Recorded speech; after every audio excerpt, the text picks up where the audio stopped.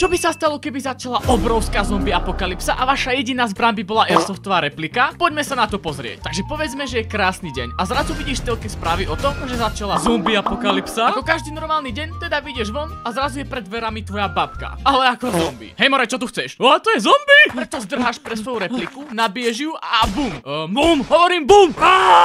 Airsoftové repliky strelajú plastovú muníciu, ktorá by boli nás ľudí a nie to tak zombie ľudí, ktorí bolesť necítia. Takže by to bolo úplne zbytočné. Taktiež sa blíži k 15 000 odoberateľom, tak ak mi chceš pomôcť, nahoď odber. Díky! Čo by si cez zombie apokalypsu robil ty?